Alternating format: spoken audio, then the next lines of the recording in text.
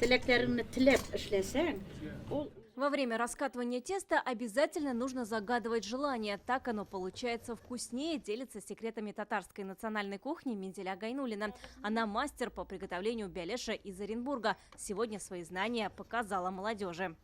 Бялеш, он же круглый, семья должна быть такой же. Именно поэтому это и нужно донести молодым. Так мы сможем сохранить нашу национальную особенность. Самый вкусный бялеш из мяса гуся, говорит Минзиля Гайнуллина. Чем больше лука, тем сочнее начинка. Свои корни пирог берет с середины 19 века. Тогда появились первые рецепты теперь уже легендарного татарского блюда. В июне прошлого года в Балтасях испекли рекордный 72-килограммовый бялеш. С историей кухни можно ознакомиться во время мастер-класса.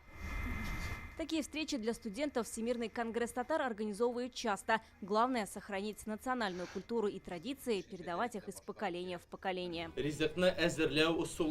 Это ведь не просто сводка правил приготовления блюда. Нужно донести до молодых особенность правильной подачи татарских национальных блюд. Нужно создать татарский бренд и дальше сохранить его. Мясо и картофель – основные составляющие многих татарских блюд. И это неспроста, говорят эксперты. С давних времен татары занимались скотоводством, птицеводством и земледелием. Это, конечно же, находит отражение и в их образе питания. Больше всего употребляется мясо, картошка, лук.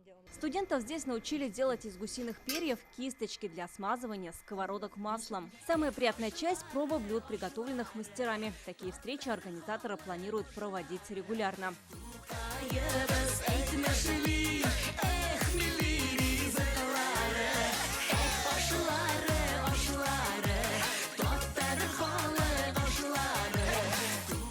Вероника Гайнудинова, Дмитрий Аринин, Ирина Сахапова, Лейсан Саитова, ТНВ, Казань.